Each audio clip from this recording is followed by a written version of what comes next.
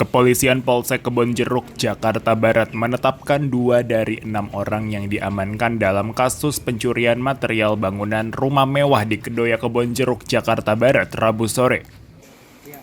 Dalam aksi pencuriannya tersebut, salah satu tersangka yang merupakan otak dalam kasus tersebut mengaku mendapatkan keuntungan 19 juta rupiah yang digunakannya membayar tunggakan sewa rumah kontrakannya dan biaya hidupnya sehari-hari. Dalam gelar perkara yang digelar di rumah mewah yang menjadi sasaran aksi pencurian material bangunan di kawasan Kedoya Kebonjeruk, Jakarta Barat, unit Reskrim Polsek Kebonjeruk menggelandang Ari Wijaya dan Herman ke lokasi Rabu sore. Ari Wijaya dan Herman ini merupakan 2 dari 6 orang yang diamankan petugas yang kini telah ditetapkan sebagai tersangka. Tersangka Ari Wijaya yang merupakan dalang atau otak dari aksi pencurian material bangunan di dalam rumah mewah ini ditangkap petugas di pos security perumahan di kawasan Kembangan, Jakarta Barat. Sementara Herman, mandor pekerja bangunan yang melakukan pembongkaran di dalam lokasi kejadian juga sebelumnya diamankan petugas di lokasi kejadian bersama ketiga pekerja bangunan yang berstatus sebagai saksi. Petugas pun sempat meminta salah satu tersangka menunjukkan cara dirinya bisa masuk ke dalam rumah mewah di lokasi. Kapolres Metro Jakarta Barat Kombes Pol Adi Wibowo mengatakan salah satu tersangka Ari Wijaya yang menjadi dalang aksi pencurian tersebut mendapatkan keuntungan 19 juta rupiah dari hasil penjualan material bangunan rumah mewah kepada 2 orang penadah yang kini masih diburu petugas.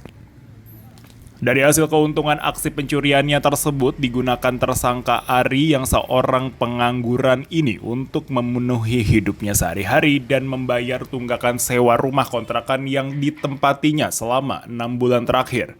Lengkap pelakunya dan memang masih ada DPO yang diduga sebagai penadah. Ada 2 orang yang akan kita masih cari. Dari 6 orang yang diamankan berarti berapa yang tersangka dan? Sementara kita baru menetapkan 2 tersangka, saudara A dan saudara H. Dan dari kejadian ini, tersangka A mengakui baru sekali dilakukan. Uang yang berhasil dia kumpulkan dari kegiatannya sebesar 19 juta. Tapi kalau kita bisa konfirmasi kepada pemilik bahwa kerugian yang ditimbulkan daripada bongkaran-bongkaran tersebut mencapai angka hampir 1 M lebih. Dari keuntungan dia mendapatkan ini, pelaku atau tersangka untuk apa dan Ya, kebutuhannya? untuk biaya kehidupannya sehari-hari. Tadi disampaikan juga biaya kehidupan sehari-hari, kemudian dia juga menunggak kontrakan yang selama ini dia tinggali. Ya, kalau kita lihat dari yang saya sampaikan di atas bahwa memang yang bersangkutan melakukan pencurian dengan pemberatan. Kita kenakan pasal 363 dengan ancaman 5 tahun penjara. Kerjaan sehari-harinya apa? Si A ini kerjanya sehari-hari apa nih? Pekerjaannya pengangguran. Kamu kerjanya apaan? Saya sehari-hari pengangguran Pak, ya cuma ngurusin aja cari apa sih namanya kalau ada kerjaan ya saya kerjain.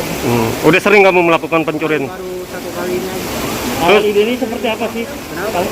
Bisa ide seperti ini perabotan dalam Itu saya udah ibaratnya udah ini karena saya udah kontrakan. Kalau akhir bulan saya mau diusir, makanya saya punya niat begini. Jadi spontan aja gitu? Ya. Berapa penghasilan yang lu dapat dari jual ini semua?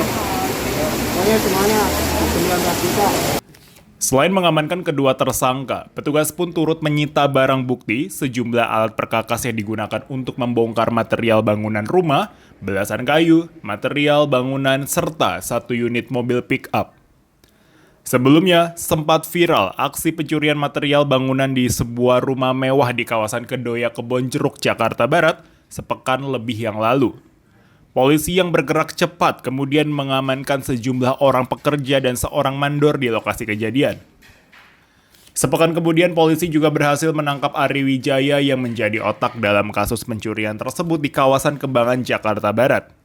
Dari hasil pemeriksaan saksi dan para tersangka tersebut selama kurun waktu 1 bulan mereka melakukan pembongkaran material bangunan seperti kayu kusen, furniture, dan saniter.